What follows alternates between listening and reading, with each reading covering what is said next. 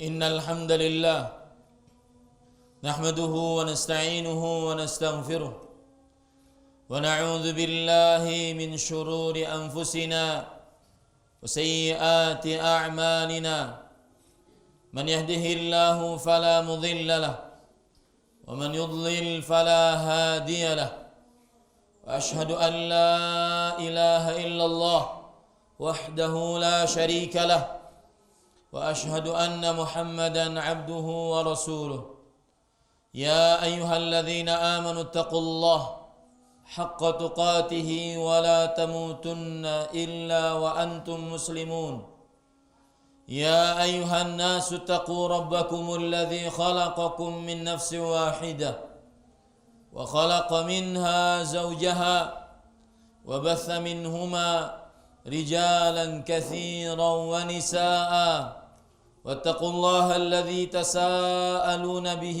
والأرحام إن الله كان عليكم رقيبا يا أيها الذين آمنوا اتقوا الله وقولوا قولا سديدا يصلح لكم أعمالكم ويغفر لكم ذنوبكم ومن يطع الله ورسوله فقد فاز فوزا عظيما أما بعد فإن أصدق الحديث كتاب الله وأحسن الهدي هدي محمد صلى الله عليه وعلى آله وسلم وشر الأمور محدثاتها وكل محدثة بدعة وكل بدعة ضلالة وكل ضلالة في النار. الحمد لله أيها المسلمون اللهم صل على محمد وعلى آل محمد كما صليت على إبراهيم وعلى آل إبراهيم إنك حميد مجيد وبارك على محمد وعلى آل محمد كما باركت على إبراهيم وعلى آل إبراهيم إنك حميد مجيد. أيها المسلمون أوصيكم ونفسي بتقوى الله فإن تقوى الله وصية الله للأولين والآخرين. Wahai kaum muslimin, khatib memberikan wasiat kepada diri khatib dan seluruh kaum muslimin jamaah Jumat yang berbahagia untuk senantiasa bertakwa kepada Allah Subhanahu wa taala. Sesungguhnya takwa adalah wasiat Allah. Wasiat Allah untuk manusia-manusia dari generasi pertama sampai manusia-manusia di generasi terakhir. Qala Allah Ta'ala fil Qur'anil Karim, "Ma yaf'alu Allah bi'adzabikum in syakartum wa amantum wa kana Allahu syakiran 'alima." Yang artinya Allah Subhanahu wa taala tidak akan menyiksa kalian jika kalian bersyukur dan beriman kepada Allah Subhanahu wa taala. Dan Allah Maha Zat yang bersyukur dan Maha mengetahui. Ayyuhal muslimun rahimanillah wa iyyakum. Wahai kaum muslimin, semoga kita selalu dirahmati oleh Allah Subhanahu wa taala. Tema khutbah pada kesempatan kali ini adalah sebuah tema yang dicari-cari oleh setiap manusia. Tema yang merupakan cita-cita setiap manusia, baik cita-cita dia untuk di dunia ataupun cita-citanya untuk di akhirat. Apabila kita perhatikan buku-buku yang tertulis dan ditulis oleh para penulis buku, baik yang berbahasa Arab ataupun yang berbahasa Indonesia, maka kita akan dapati bahwasanya tema ini adalah yang paling sering diangkat oleh para penulis buku. Ini menunjukkan bahwasanya semua manusia menginginkan untuk mendapatkan apa yang akan disebutkan dari tema ini. Tema yang kita angkat yaitu pasti bahagia. Di dalam tema ini nanti khutbah akan menyatakan bahwasanya apabila seseorang mempunyai sifat di dalam dirinya, sifat-sifat yang sudah ditunjuki dalam Al-Quran dan hadis-hadis Rasul sallallahu alaihi wa alihi wasallam, maka dia akan mendapatkan kebahagiaan. Pasti bahagia. Bahagia menurut Kamus Besar Bahasa Indonesia adalah sebuah keadaan ataupun perasaan yang menunjukkan kepada kesenangan tanpa kesusahan, menunjukkan kepada ketentraman, keamanan, menunjukkan kepada semua yang indah, semua yang nyaman. Itu adalah bahagia. Dan bahagia adalah semua manusia menginginkannya. Bahagia semua manusia ingin mendapatkannya. Maka para ulama rahimahumullah setelah meneliti ayat-ayat suci Al-Quran dan hadis-hadis Rasul sallallahu alaihi wasallam, mereka akhirnya mengambil kesimpulan bahwasanya kebahagiaan bisa didapat salah satunya dengan mengumpulkan di dalam diri seseorang 3 sifat. Sebagaimana yang dikatakan oleh Al-Imam Al-Mujaddid Al-Allamah Muhammad At-Tamimi rahimahullahu ta'ala, seorang ulama besar yang hidup di abad ke-13 Hijriyah dari daerah Najd di tanah Arab sana. Beliau mempunyai kitab Al-Qawaidul Arba', yaitu 4 prinsip dasar beragama seorang muslim. Di awal-awal tulisan beliau menyebutkan, "I'lam rahimakallah, ketahuilah semoga Allah Subhanahu wa taala merahmati engkau. Inni as'alullah al-azim Rabbal arsyil karim an yatawallaka fid dunya wal akhirah." Aku memohon kepada Allah yang maha agung, Rabb yang memiliki arsy yang mulia, agar engkau senantiasa ditolong oleh Allah Subhanahu wa taala, wa an yaj'alaka mubarakan aynama kunta, dan semoga engkau dijadikan oleh Allah Subhanahu wa taala penuh dengan berkah dimanapun kamu berada, wa an yaj'alaka mimman idza u'tiya syakar wa idza ubtuliya sabar wa idza adznaba istaghfar, dan semoga Allah Subhanahu wa taala menjadikan engkau orang-orang yang apabila diberikan nikmat dia langsung bersyukur, diberikan musibah, ujian, cobaan dia langsung bersabar, dan jika melakukan dosa dia langsung istighfar. Kemudian beliau mengatakan, fa inna haula'i ats-tsalatsa unwanus sa'adah. Sesungguhnya 3 perkara tersebut adalah kunci, tanda, ciri kebahagiaan seorang manusia. Maka kita ingin mengupas berdasarkan ayat-ayat suci Al-Quran, apakah benar bahwasanya apabila seorang hamba jika diberi nikmat oleh Allah Subhanahu wa taala, maka dia langsung bersyukur, dan bersyukurnya atas nikmat Allah itu mendatangkan kebahagiaan di dunia dan di akhirat. Apakah benar perkataan ini? Kemudian jika dia diberikan ujian, cobaan, dia bisa bersabar. Apakah benar orang yang bersabar ketika mendapatkan ujian dan cobaan dia mendapatkan kebahagiaan? Mana dalil-dalil dari Al-Quran ataupun hadis-hadis Rasul sallallahu alaihi wa alihi wasallam yang menunjukkan akan hal itu? Yang terakhir, sifat yang ketiga, yaitu apabila dia melakukan dosa, maksiat kepada Allah Subhanahu wa taala, meninggalkan kewajiban, melanggar larangan, kemudian dia bersegera beristighfar, salat taubat, beristighfar yang banyak kepada Allah. Dengan demikian dia bahagia. Benarkah itu? Adakah dalil dari Al-Quran dan hadis Rasul sallallahu alaihi wasallam istighfar dari taubat mendatangkan kebahagiaan?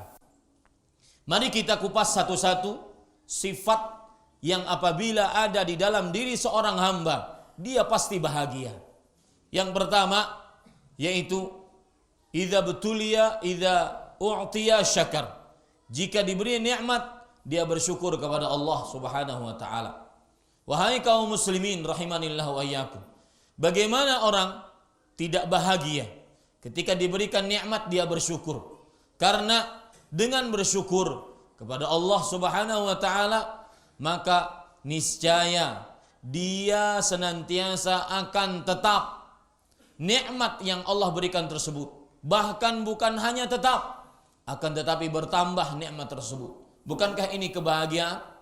Kebahagiaan seseorang apa nikmat yang Allah berikan, dari mulai nikmat iman, nikmat kesehatan, nikmat harta, yang mana Rasulullah SAW bersabda, mengumpulkan nikmat-nikmat yang ada di dalam diri seorang manusia.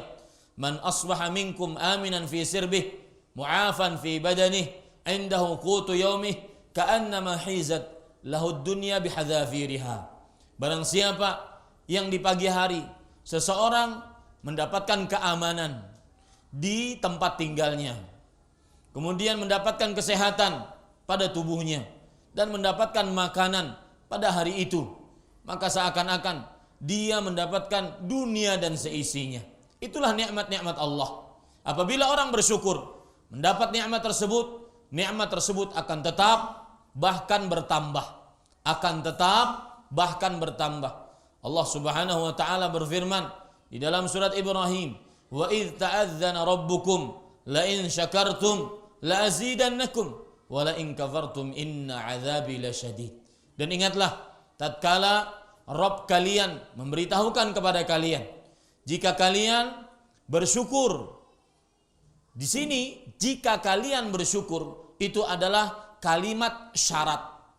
Kalimat syarat setelahnya pasti ada jawaban sebuah syarat. Jika kalian bersyukur, maka la azidannakum, sungguh aku akan benar-benar tambahkan kepada kalian nikmat tersebut. Di sini perlu kita perhatikan, nikmat Allah akan tetap dan bahkan terus bertambah pada diri seorang hamba. Syaratnya adalah, syarat mutlaknya adalah bersyukur kepada Allah Subhanahu wa taala.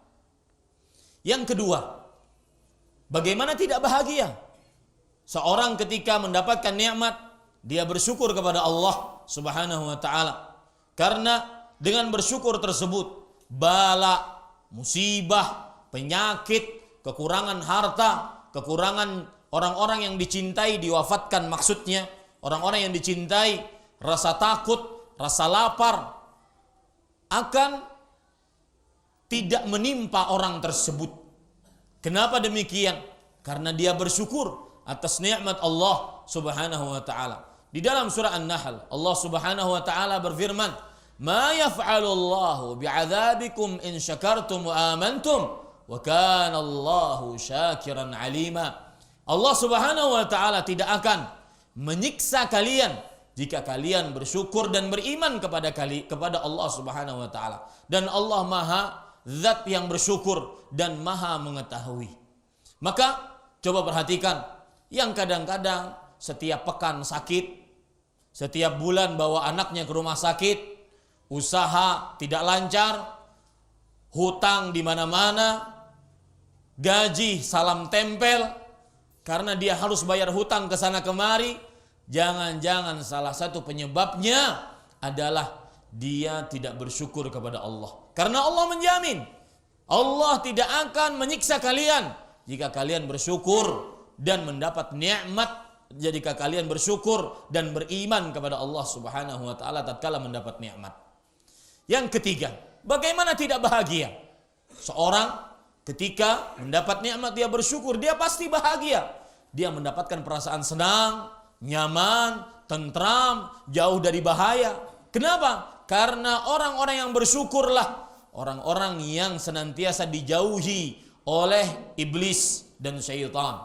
Di dalam surat Al-A'raf ayat 17, Allah Subhanahu wa taala berfirman, "Tsumma la'atiyannahum min baini aydihim wa min khalfihim wa an aymanihim wa an syama'ilihim wa la tajidu aktsarahum syakirin." Kemudian sungguh aku akan benar-benar datangi mereka, yaitu manusia, dari depan. Maksudnya adalah diindahkan perkara dunia, dari belakang, maksudnya dari depan, maksudnya adalah dilupakan perkara akhirat. Dari depan, maksudnya diindahkan kepada dia perkara dunia. Dari kanan, diganggu oleh syaitan, maksudnya adalah syaitan tersebut akan memberikan syubhat di dalam perkara agama.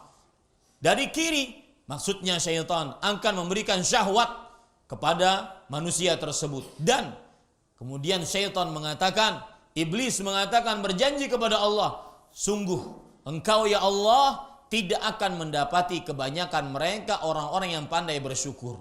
Maksudnya orang-orang yang pandai bersyukur, dia pasti tidak akan diganggu oleh syaitan. Maka siapa saja yang mungkin kesurupan, yang mungkin hidupnya hampa, tidak ada tujuan, salah satu sebabnya adalah karena godaan syaitan. Dia tidak pandai bersyukur atas nikmat-nikmat Allah Subhanahu wa taala. Ayyuhal muslimun rahimanillah wa iyyakum. Wahai kaum muslimin rahimanillah wa iyyakum. Sifat yang kedua, yang apabila ada di dalam diri seorang hamba, dia pasti mendapatkan nikmat, dia pasti mendapatkan kebahagiaan, yaitu idza ubtuliya sabar. Jika diuji, dicoba, diberikan musibah oleh Allah, dia bersabar. Dalilnya, bagaimana orang kok bisa mendapatkan musibah, dia malah mendapatkan bahagia? Maka saya katakan kepada orang-orang yang diuji oleh Allah dengan kekurangan harta, kekurangan orang-orang yang dicintai diwafatkan oleh Allah, kekurangan makanan, dan juga rasa takut, rasa sedih, dan semisalnya. Diuji oleh Allah dengan berbagai macam sebab. Maka bersabarlah. Niscaya dengan sabar Anda pasti bahagia. Kenapa? Kenapa wahai khatib? Dengan sabar saya pasti bahagia. Maka jawabannya, Allah Subhanahu wa taala berfirman di dalam Al-Qur'an, "Innallaha yuhibbus sabirin." Sesungguhnya Allah Subhanahu wa taala mencintai orang-orang yang sabar. Apabila Allah mencintai orang-orang yang sabar, maka pasti orang-orang yang dicintai oleh Allah akan ditolong oleh Allah di dunia dan di akhirat. Allah Subhanahu wa taala berfirman di dalam Al-Qur'an surat Ali Imran di ayat yang terakhir, "Ya ayyuhalladzina amanu sabiru wasabiru warabitu wattaqullaha la'allakum tuflihun." Wahai orang-orang yang beriman, bersabarlah kalian dan selalulah berusaha untuk sabar dan selalulah berpegang teguh dengan agama agar kalian beruntung. Ini nilai dari orang yang dicintai oleh Allah, maka dia akan beruntung di dunia dan di akhirat. Allah Subhanahu wa taala berfirman dalam surat Al-Baqarah ayat 155, "Walanabluwannakum bisyai' minal khaufi wal ju' wa naqsin minal amwali wal anfusi wath thamarat wa basyiris sabirin alladzina idza asabatuhum musibah qalu inna lillahi wa inna ilaihi raji'un ulaika alaihim salawatun min rabbihim wa rahmah wa ulaika humul muhtadun." Sungguh kami akan benar-benar uji kalian dengan sedikit rasa takut, rasa lapar, kekurangan harta, kekurangan nyawa. Kemudian berikanlah kabar gembira kepada orang-orang yang sabar, yang apabila jika mendapatkan musibah apapun, mereka mengucapkan, sesungguhnya kami milik Allah dan sesungguhnya kami akan dikembalikan kepada Allah Subhanahu wa taala. Mereka lah, lihat, bahagia orang yang mendapat ujian ketika sabar ketika mendapat ujian. Maka merekalah orang-orang yang mendapatkan pujian dari Allah di hadapan para malaikatnya, kasih sayang dari Allah. Kemudian merekalah orang-orang yang diberikan petunjuk oleh Allah Subhanahu wa taala. Bagaimana tidak bahagia?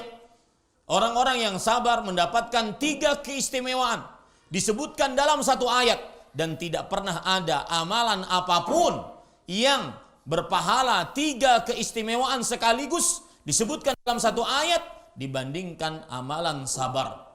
Mendapatkan pujian, rahmat, dan petunjuk dari Allah Subhanahu wa taala.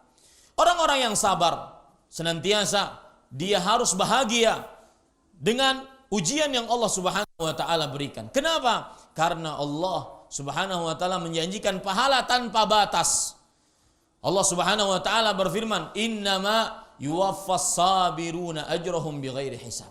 Sesungguhnya orang-orang yang sabar akan diberikan pahala mereka tanpa batas. Al-Qasim bin Sulaiman rahimahullah, seorang ulama dari ulama-ulama salaf, mengatakan, kullu amalin yu'rafu thawabuhu illa as-sabr. Setiap amal ibadah yang dikerjakan oleh seorang hamba kepada Allah Subhanahu wa taala diketahui amalannya. Pahala bersedekah diketahui amalannya, pahala baca Quran diketahui amalannya, kecuali pahala sabar, karena dia diberikan pahala tanpa batas.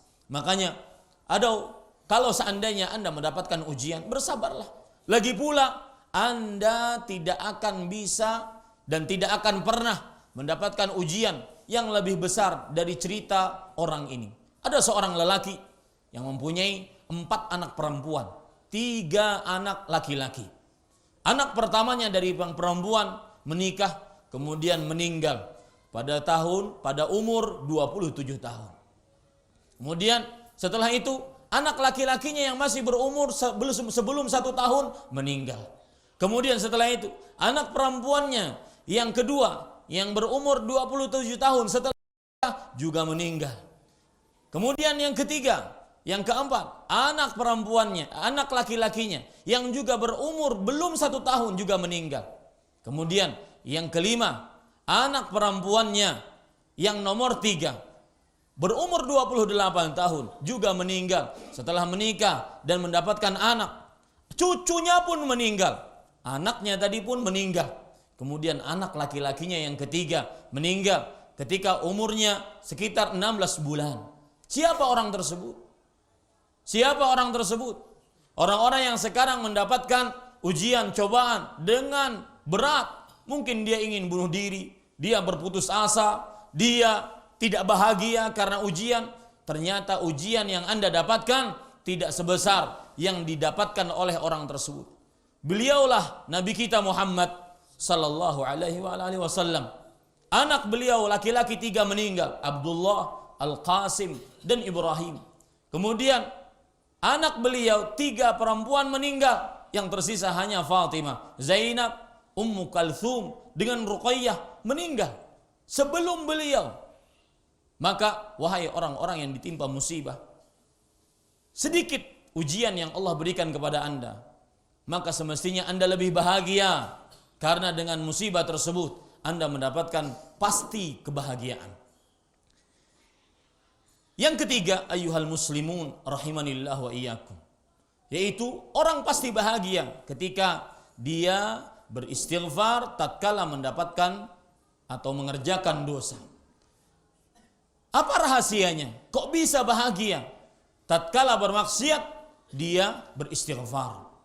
Maka ada perkataan yang menarik yang dikatakan oleh Imam Ibnu Qayyim Al-Jauziyah rahimahullah dalam kitab Al-Wabilus Sayyib, yang mana dengan memahami perkataan ini kita akhirnya tahu bahwasanya istighfar, 1 dosa kadang-kadang berbuah surga.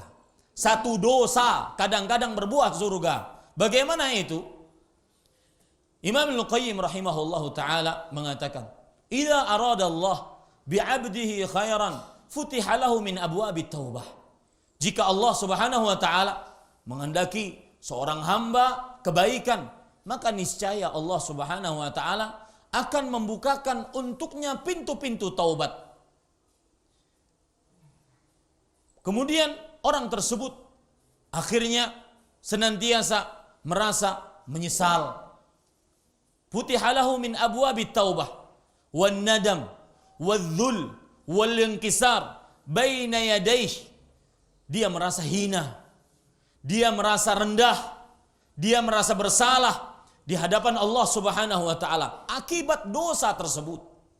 Wa dawamit tadarru'i wad du'a ilah, dan akhirnya dia senantiasa merasa menunduk di hadapan Allah dan berdoa selalu kepada Allah Subhanahu wa taala akibat dosa tersebut. 1 dosa tadi. Wat taqarrubi ilaih bimastata'a min fi'lil hasanat ma takunu tilka sayyi'ah rahmatan lah. Dan akhirnya akibat 1 dosa tersebut dia mendekatkan diri kepada Allah Subhanahu wa taala, selalu mendekatkan diri kepada Allah akibat takut terhadap 1 dosa tersebut, yang mana akhirnya ternyata satu dosa tersebut menjadi rahmat baginya, bukan menjadi musibah baginya. Hatta yaqula aduwullah, sampai iblis, musuh Allah, mengatakan, laitani taraktuhu walam uqi'hu. Celakanya aku, kata iblis, kenapa dulunya aku menggoda dia, menjerumuskan dia ke dalam maksiat. Coba kalau seandainya aku tidak jerumuskan dia dalam maksiat, niscaya dia tidak setaat ini sekarang.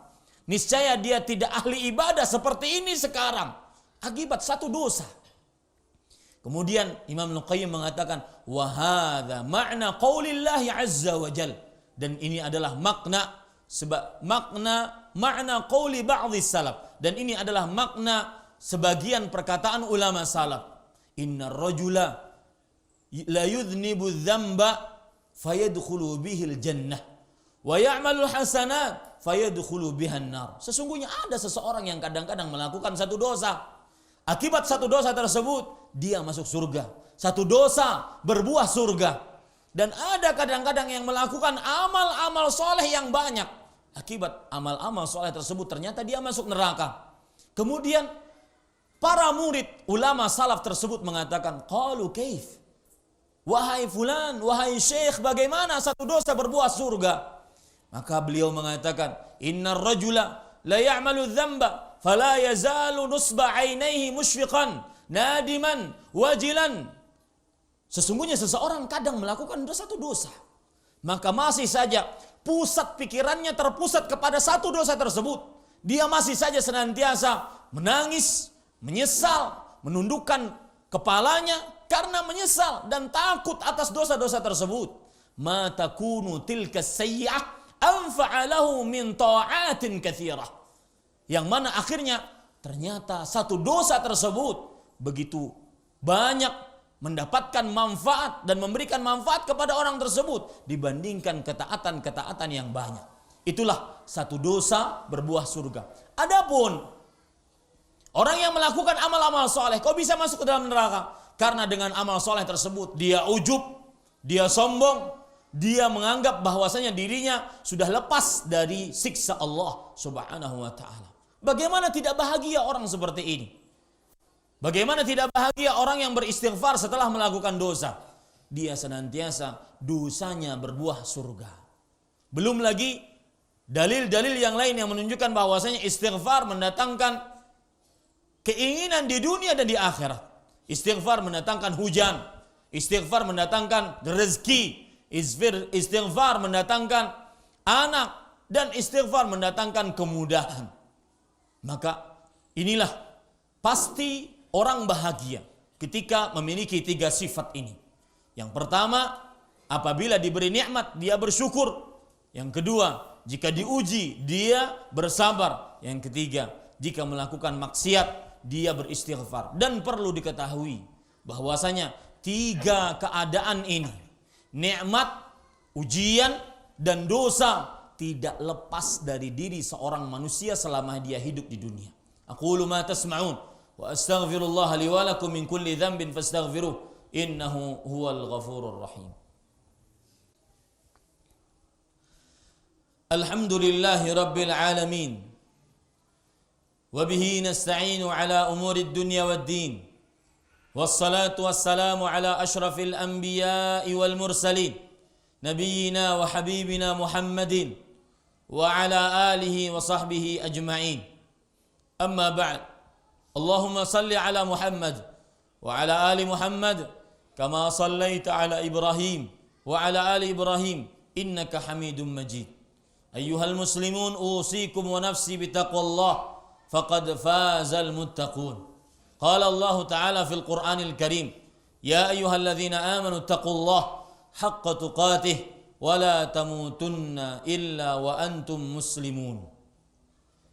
اللهم صل على محمد وعلى آل محمد كما صليت على إبراهيم وعلى آل إبراهيم إنك حميد مجيد. وبارك على محمد وعلى آل محمد كما باركت على إبراهيم وعلى آل إبراهيم إنك حميد مجيد. اللهم اغفر للمسلمين والمسلمات والمؤمنين والمؤمنات الأحياء منهم والأموات Rabbana taqabbal minna innaka antas sami'ul alim wa tub alaina innaka antat tawwabur rahim. Rabbana atina fid dunya hasanah wa fil akhirati hasanah wa qina adzaban nar. Ibadallah, innallaha ya'muru bil 'adli wa ihsan wa ita'i dzil qurba wa yanha 'anil fahsya'i wal munkar wa la dzikrullahi akbar wallahu ya'lamu ma tasna'un. Aqimissalah.